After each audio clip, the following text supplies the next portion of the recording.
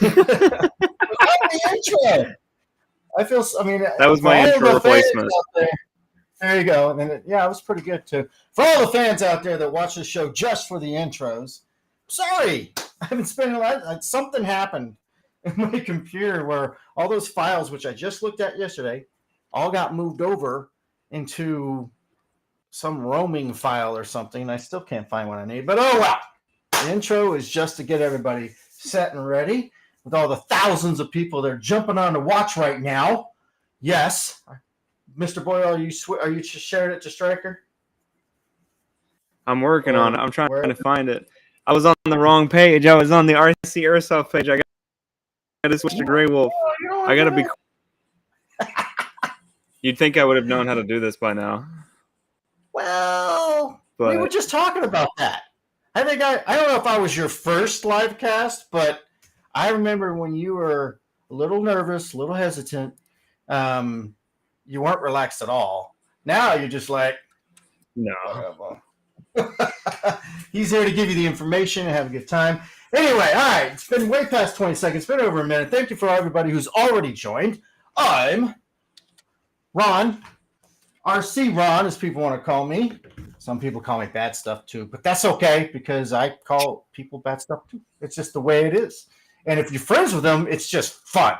So, and with us tonight, we have Matt Boyle from STRYKE Airsoft Industry. Yes. That is the company. In fact, believe it or not, this man has my products in his store. I'm glad he's very well versed with the name of the company. Coming out of my mouth, but STRYKE Airsoft. Maybe it's because I type it so much that Anyway, it's just too long. It's a mouthful. Oh God, what did you just say? Almost done. Anyway, we're gonna skip past that one. But from STRYKE Airsoft Industries, give us information tonight on Summer Strike coming up July 6th at Wasteland Ops Airsoft, which is, it seems like every weekend they do something different, clearing it out, adding to the buildings, building new buildings, all kinds of stuff. And so it's going to be different. And I can't wait. This is a big event Matt's trying to put on. It's a couple hundred players. I mean, big for a field of Wasteland size. And we're making sure to have the whole southern portion of the field knocked down and usable because those damn grapevines and God knows what else grows back there. Or they're all knocked down. All right, we start walking back there and okay, we're gonna turn around because it's like a jungle. So he's here tonight. It's part of the charm, man. If you can't walk around in the woods without the extreme fear of breaking your ankle, are you really walking around in the woods? Oh, I don't like that. You're absolutely right, but I can't stand the spiders. The ones that are like hanging up from trees. Oh my God. Trees. Dude, in the summer, those big ones that are like this big that hang between the trees and they look like they're going to eat you if you walk into their web. Those ones are my favorite. Are those the I don't even know if they're poisonous or not, but I'm not fucking with them. I treat every spider like it's poisonous. So treat every gun like it's loaded. Yes. Treat every spider like it's poisonous. See, there you go. And every snake like it's poisonous. And every ex-girlfriend. No, I'm just kidding. So, yes, Matt's up. He's here with us tonight, and he's going to give us a bunch of information. Please, everybody, I am already slacking because I didn't go in here, and there's a chat. No one said hi to me yet. Whatever, dude. Hi to everybody. What's the first start? Yeah. I'm going to keep track of that. Matt's got a bunch of stuff to relay over to you guys. No fancy pictures tonight. He's just got the nitty-gritty, the stuff a lot of stuff you need to know for the event. If you're going to the event, awesome. But if you're just here to hear about it and you're not planning on going to it, well, you're going to, good. I mean, Matt is an entertaining guy, so it'll work out great for everybody. And that's it. Mr. Matt Boyle, are you set? Did you get everything shared over? I am ready to rock and roll. Then it's your show. Have fun, Mr. Matt. Appreciate it, Ron.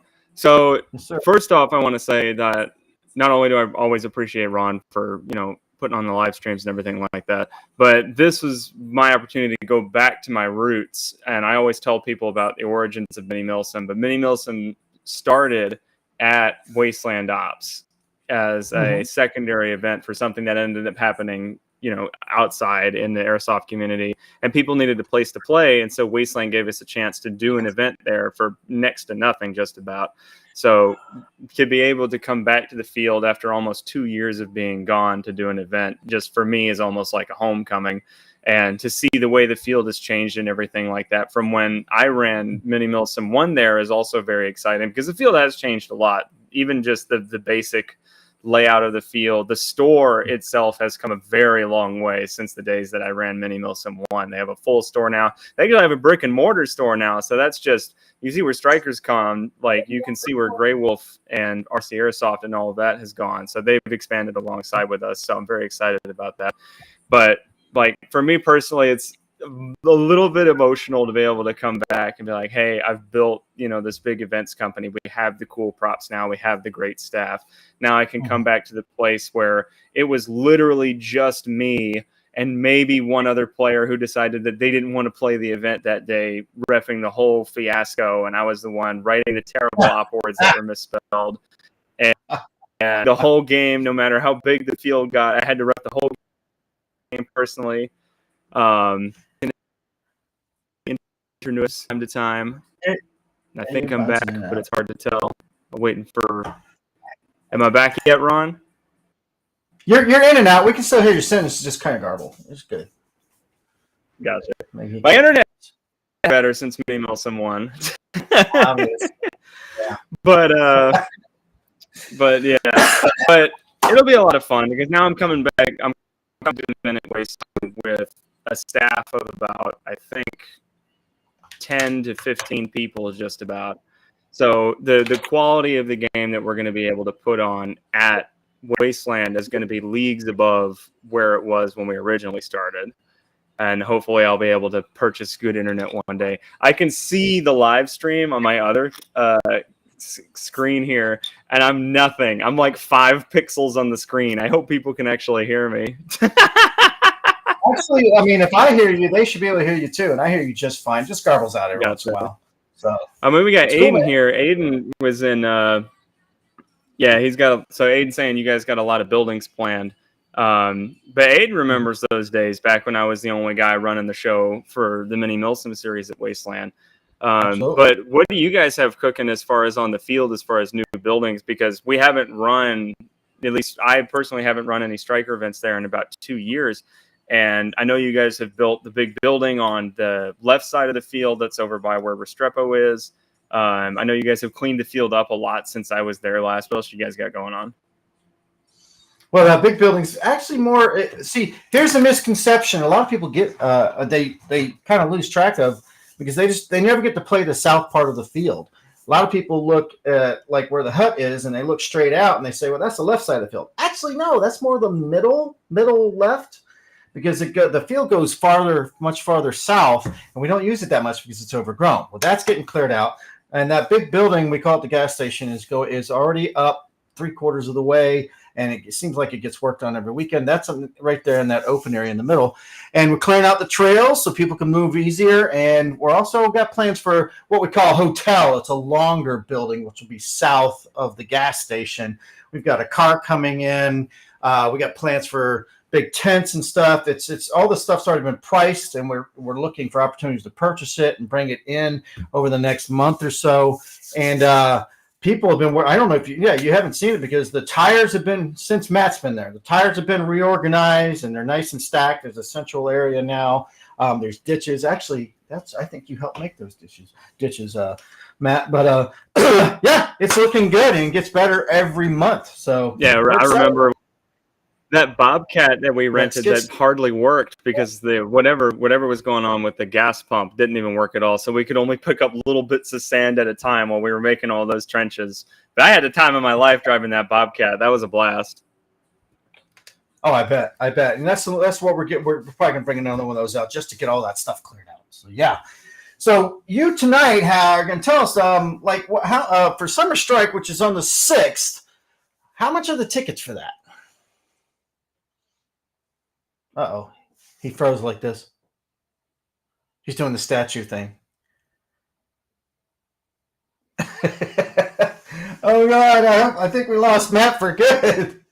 Oh, yeah. Hopefully he'll jump back on. Hi. Well, anyway, hey everybody. Hopefully, Matt will be back real soon. I'm just warming up to Q&A him a little bit about the event. It's got the only thing you have to worry about in July. It's going to be a little bit warm, but if you're used to, yeah, I know, right? And it's going to be a little bit warm, just like July 4th weekend, which is just the weekend. It's just right around that time.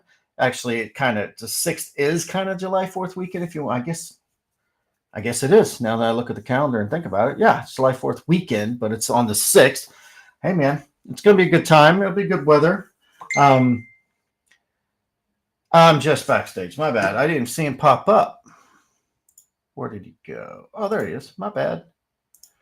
He's back. There he is. He said, I'm just mad. How do we get rid of him? We'll put him backstage and pretend like it's technical difficulties. Actually, I didn't do that. Restream did it. No, it was. I think it was me. I think it was to my house. Okay, well, I was just in the middle of asking you how much the tickets are going to be for Summer Strike. So the tickets are going to be $65, and we are also going to be including a meal ticket with that. So your lunch is already taken care of. We don't have breakfast, but we will. Wow. Lunch. We make it more immersive. We had really great feedback based on how Mini Mill Sim 6 went, and then our other game that we did in Georgia, which was Tiger's Cage. Mm-hmm. And both of those events switch from the format of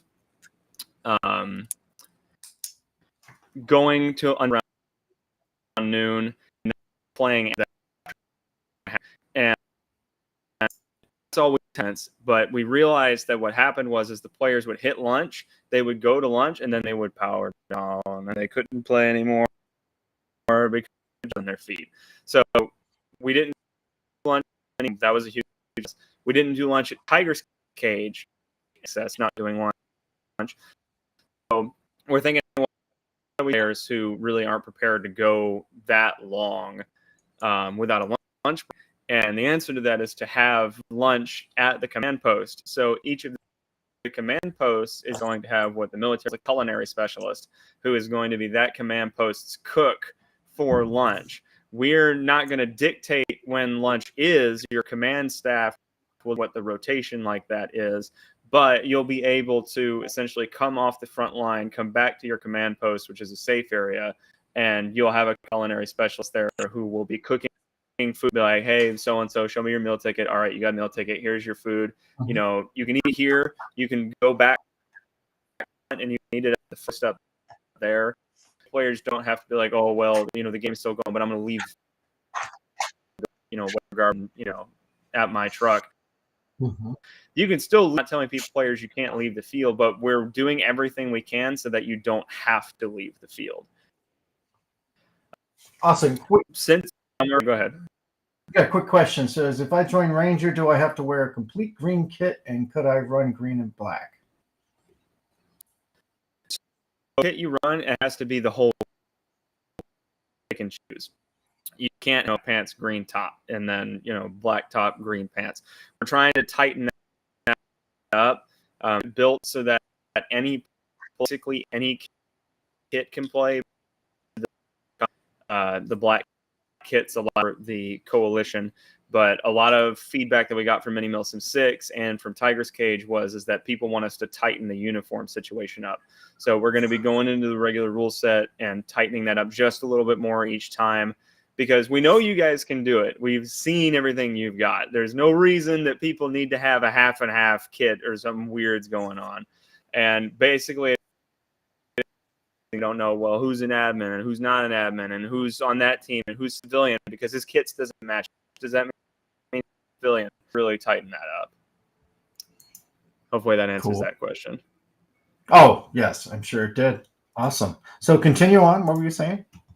But yeah, so sustainment is the name of the game, because really the one thing that we're finding is that the single greatest good time is not able to sustain themselves.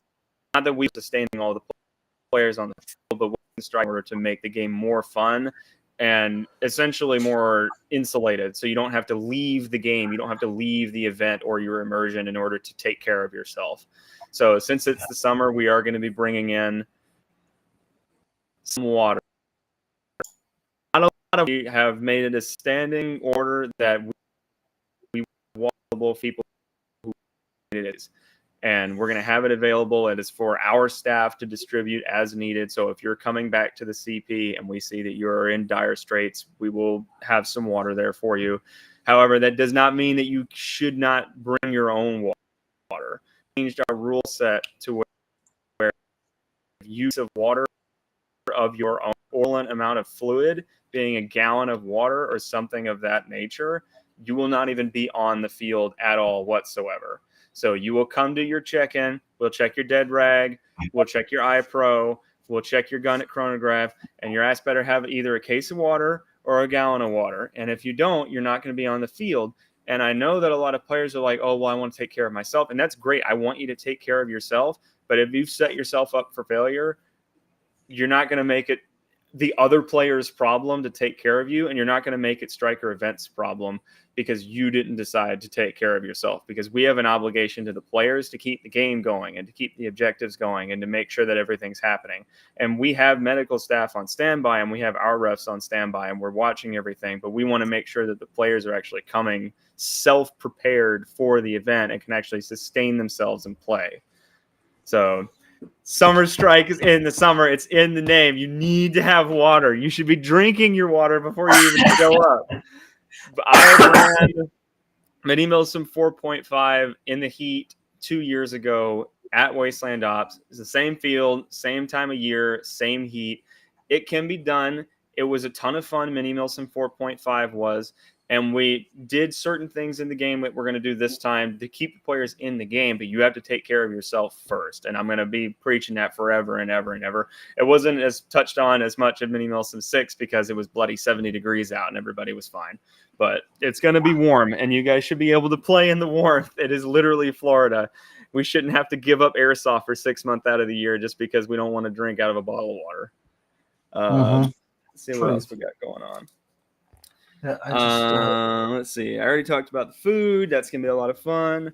Talking about the gameplay. So the great thing about Wasteland is it actually has terrain. So while the acreage is not as big as a big field, you feel like it's much bigger because everything, your line of sight is very much dependent on where you're standing on the field, and certain areas of the field feel isolated from other parts of the field. There's high ground, there's low ground. For the plenty of people who are watching this live stream have been to Wasteland Ops. I'm sure plenty of them have attended one of the mini Milsims at Wasteland Ops. So you guys know what I'm talking about. But for those who haven't gone, Wasteland has a huge valley in the center of the field that's about a 20 to 30 foot height difference between other parts of the field. So you have that elevation change for snipers, for LMGs, and you have to be cognizant of that because it's not like Florida where it's flat ground everywhere. And that really does change up the gameplay a lot because it's like, who has the high ground? What angle do they have on the high ground? How am I going to get up onto the high ground to deal with that? So the field ends up being a lot of fun. You also have your small pockets of urban zones to fight over. And the way that we run the field is not one side over here, one side over here. We do it with what we call a DMZ, which both of the CPs are on the same side of the field. There is a demilitarized zone that there's no fire in, and then you cross a line and now you're onto the field, and it allows the field to have a lot more play to it and a lot more surface area. So it's not just two forces clashing in the middle and then they just grind against each other all day and it's not as much fun, because we believe in maneuver warfare. We believe that an event where you can maneuver around with your squad, with your friends, that's more fun than an event where you're stuck behind a house and the enemy's stuck behind a house and you're just trading fire for 2 hours at a time. We don't believe that that's fun. So we designed the game around the ability for players and small groups of players to move around the field. Yes, you can bring a cooler on the field. I really want players to change the way they think about the CP. A lot of players show up to the CP, and we'll probably develop something to make this change. But a lot of players think about the CP as just a place for you to respawn, which it really shouldn't be. You're going to be there for like 8 hours out of the day. So you really should be personalizing the CP. And what I want players to think about is, how do I do that? Well, you bring your cooler, you bring your pop-up canopy, you bring folding tables, you bring folding chairs. How do I turn my CP into an actual command post that I can utilize with my faction rather than just an open area with one pop-up canopy? Because that's what Matt put there, and that's all it needs to be. Like, we really want players to make the CP their home for the day. That's what it should be. Hell, if you all wanted to bring sandbags and put sandbags around the CP, that'd be pretty cool. But we want to make it part of the game, and we'll probably spend a little bit more time. Everybody can see we're trying to make it more immersive without making it harder on the players, because we never want to take away the fun. We never want to make it to where a player cannot play the game because they're like, oh, I just can't do that. I can't play that game. We don't want to ever get to that point. But we do want to make it more fun to do the same things that we were doing before, and always make those small tweaks in order to make that happen. And with that, for those who've never been to Mini Milsim when we were there, or maybe even for those who have, now we got all these great props. So now we can use all those great props at Wasteland. So even those who've been to Mini Milsims before at Wasteland, if you're coming to Summer Strike, it's going to be a totally different game, because now we got all new toys to work with. We got a ton more staff, so I can do more complicated stuff. And I know the field so well, I will be able to do all those fun, complicated little fragos that everybody really enjoyed at Mini Milsim 6. Let's see. Sounds exciting to me, man. Yeah, awesome. Yeah, man. It's gonna be awesome. I'll take a breath. You got anything to say, Ron? You got any questions? No, just you've been giving them the important stuff, which is really good. Definitely the stuff they need to pay attention to. And Matt will be, according to what he told me a little bit ago, Matt will be later on between now and Zen, at least probably one more live cast either with us, or he's going to do it on the Striker site. Just another overview of it, maybe pictures, cool stuff, to give you guys more information on how the event's going to go. So, with that being said, he's given us a lot of information tonight, but there's still so much more you might want to just recap on. So next time we have a live cast with him, if you're going to Summer Strike, you should definitely check in. So, Matt, what else you got? We have been tinkering with changing the respawn rule because we don't believe that it's immersive enough. The current respawn rule is your very average respawn rule for any event or any pickup day, which I think that's the problem. Your event rules and your pickup day rules should be different because you're trying to accomplish different things. And so at Tiger's Cage, we implemented an IV system with medical bags. So you don't just go back to your CP and you're back in the game. You actually have to visit the aid station. You'll actually have the IV put into your gear, and you'll sit there for a certain amount of time while you get the IV done to you. We bring that to this event as well. And posts will have a station where when the players die and they come back to respawn, they won't be able to just reach the CP and get right back into the game. They're going to have to go to the aid station. There's only going to be so many spots open at once, and so it will create squad crash units. Anyway, you'll always be leaving with a group, but you'll be hooking up to this aid station. There will be a they're taking everybody at the aid station.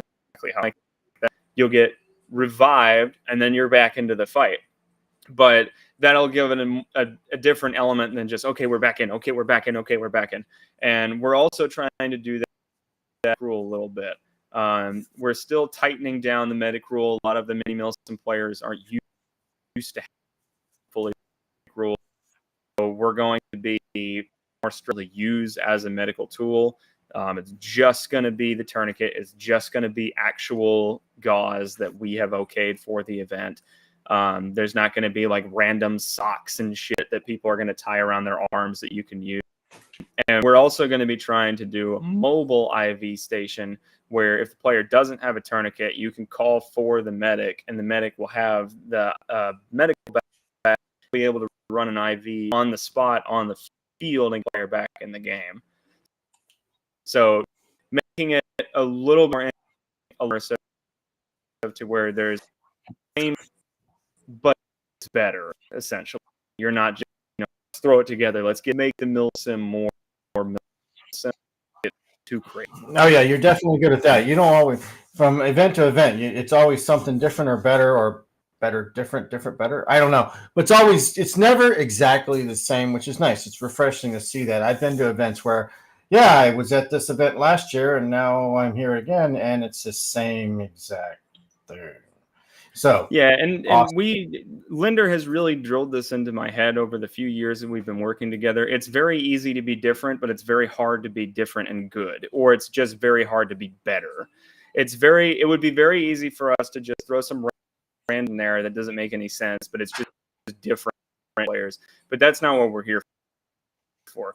We're providing a makes sense that you're like, oh, I understand what that is. I don't need the briefing. I understand what the medical bag is. I understand that I'm getting the IV. I understand the medic is doing this to me. And it just happens that you're doing on a pickup game, but it's not different in the sense that he's over there and he's making you drink a cup of coffee and then he shakes you and then you throw it out there, any of that. And that's where really the difficulty comes in, because it's like, how do I balance gameplay with real life? Because it's like, yeah, he got shot. We're going to have to stretcher him back to the CP, and he's going to have to wait about an hour for them to, put a freaking splint on his leg because his leg got blown off by a landmine. Again, get him back out there. That's crazy.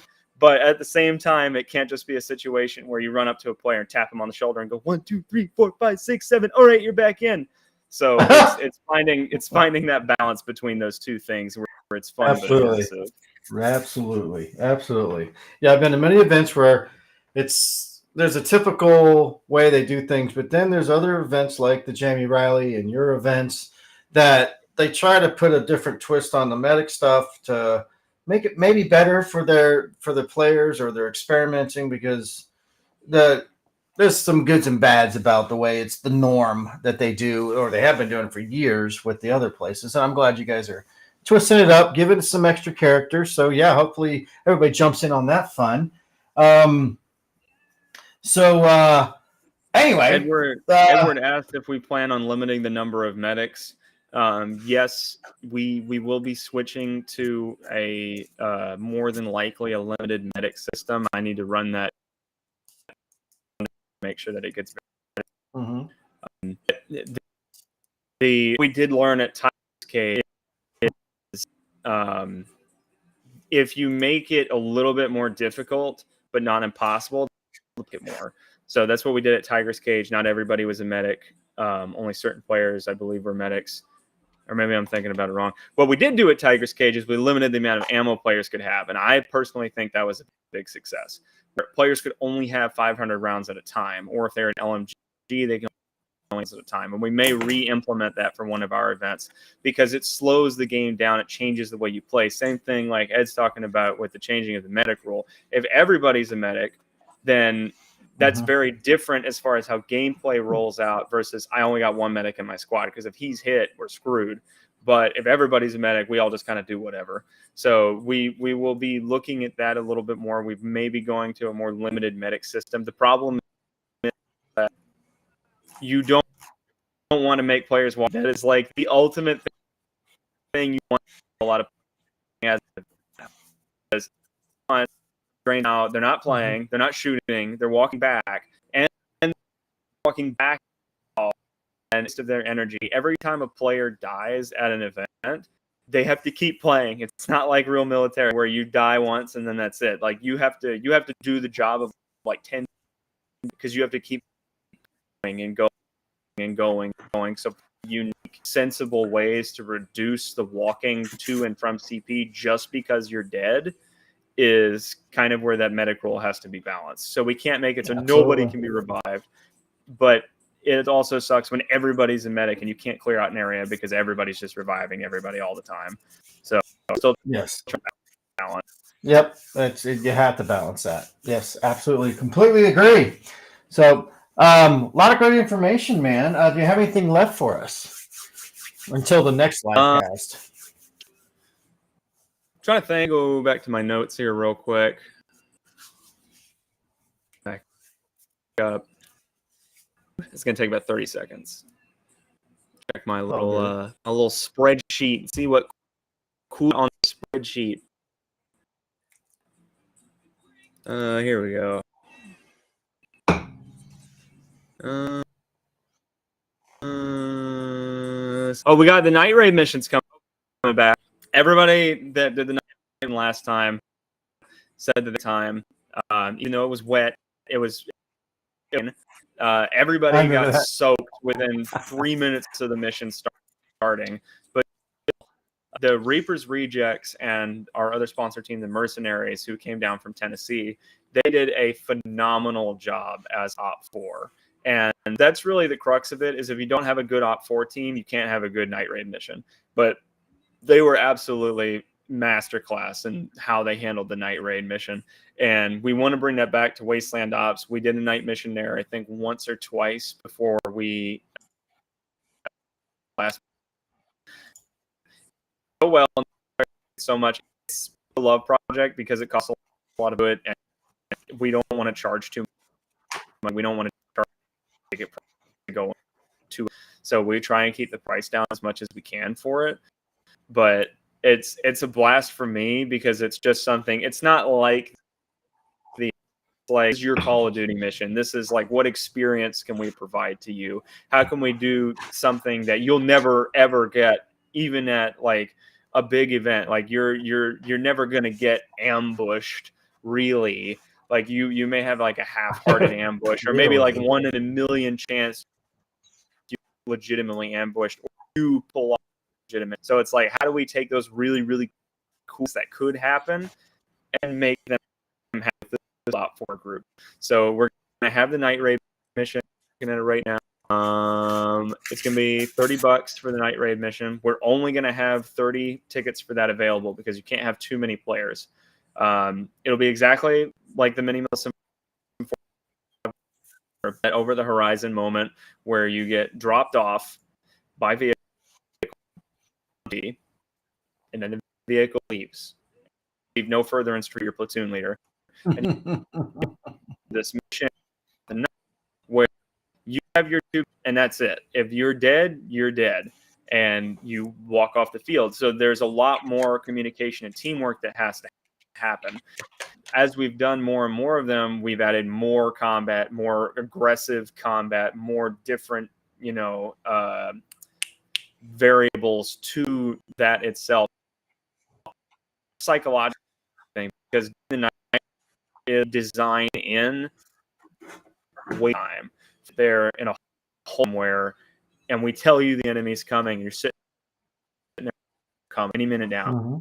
I'm going to get shot at. But we let it go on for like 5, 10, 15 minutes and nothing's happening, because it's those nerve-shredding moments where you're sitting there with a guy who you have no idea who he is. He's just here in a completely different faction uniform than you, and you know he's tomorrow, and you're just sitting there like, geez, man, like, I didn't realize we were going to be playing for this long. I only have 1 mag left, and I didn't bring any spare ammo because they didn't tell us to. And the other guy's saying, well, you're in a good position, man, because my battery's dead, and I'm out of ammo entirely.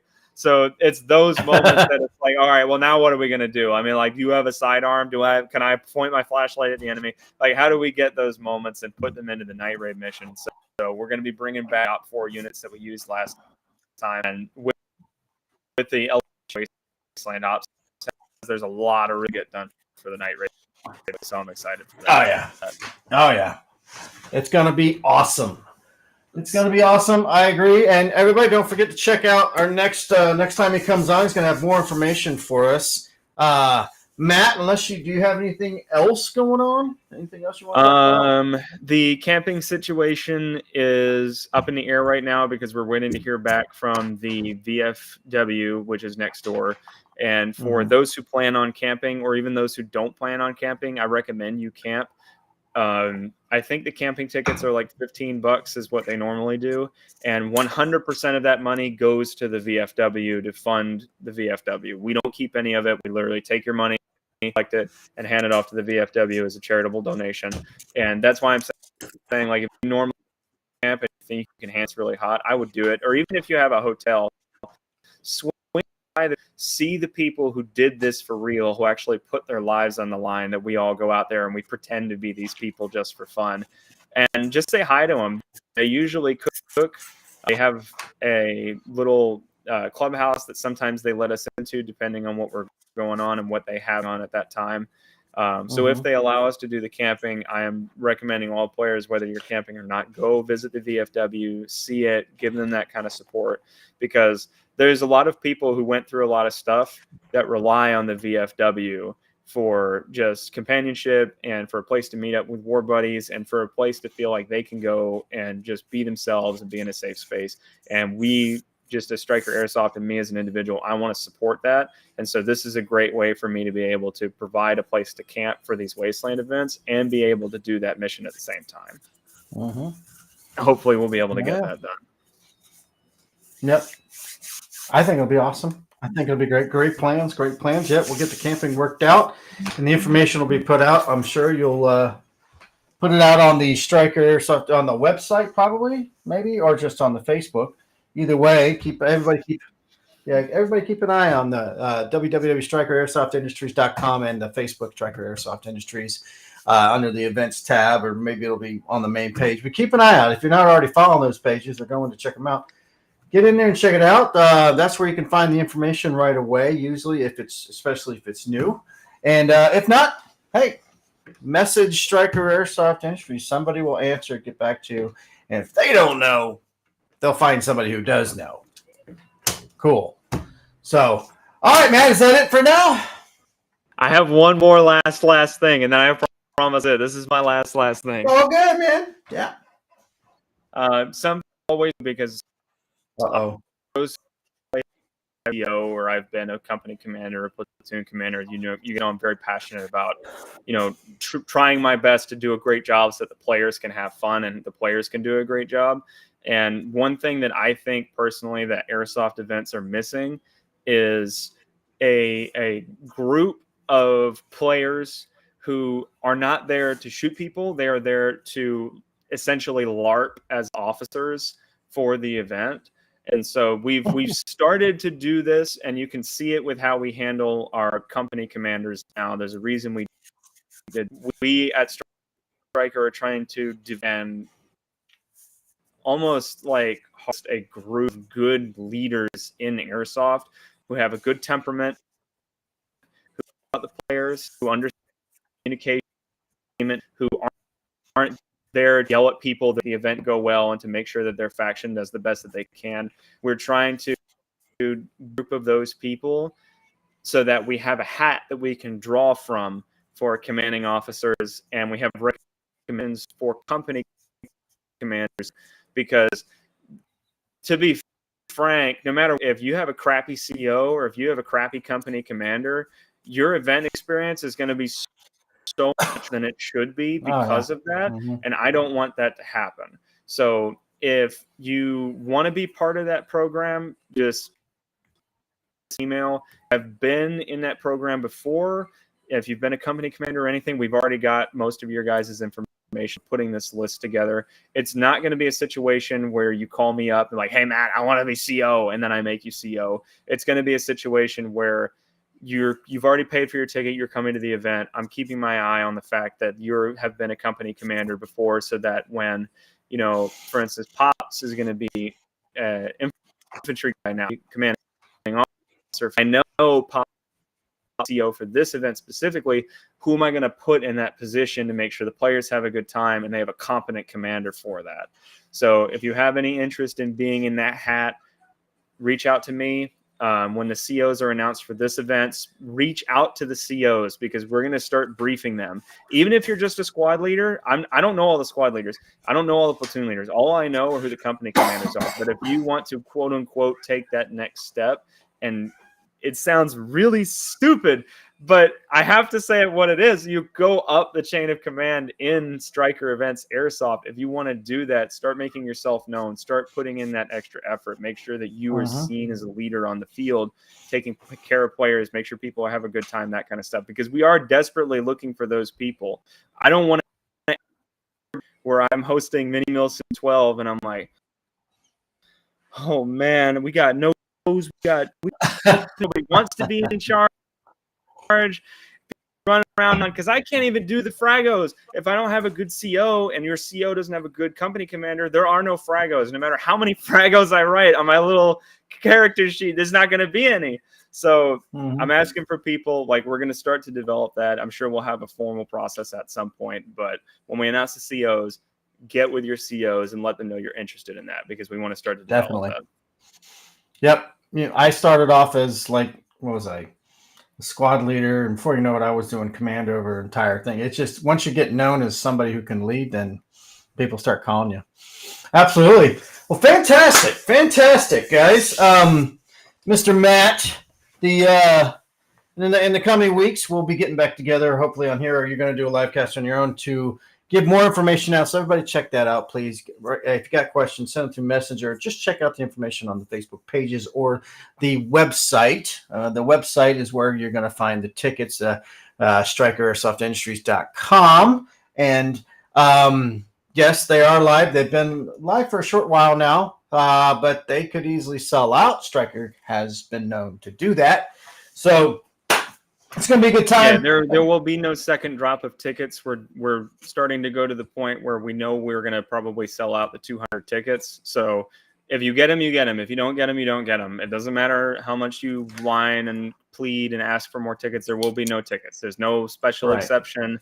There's no, oh, my buddy, what's his name? He bought his ticket. You know, I just forgot about it. You know, today I put them out there for everybody. I put them out. Literally, I set up the event page. The tickets are there. Just go get your tickets, because when they're gone, they're gone.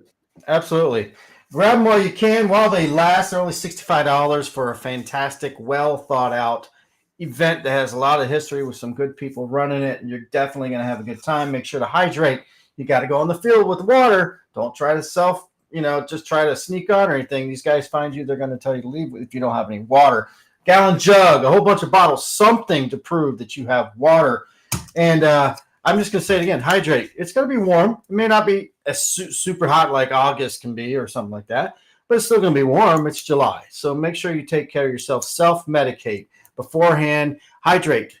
A few days, a week beforehand, start drinking water every day, and that will really help you to perform throughout the entire day. And there is a lunch ticket. Free. It's a lunch ticket that's included for Saturday. It's gonna be awesome, and they have a night event on Friday night, which is also a separate ticket. But $30 for a night event that's well organized is a steal. So, and there's a limited tickets, only 30 of those. So, all right, Mr. Matt, anything else, sir? I promise that. Well, we're reaching that 45-minute run anyway. You know me, I like to get out of here, so we're not sitting here all night. And but I'll be looking forward to having you on again later. And I hope everybody will join us again. We had quite a few people on tonight. Thank you very much, everybody. Y'all have a really good night, and we'll talk to you soon.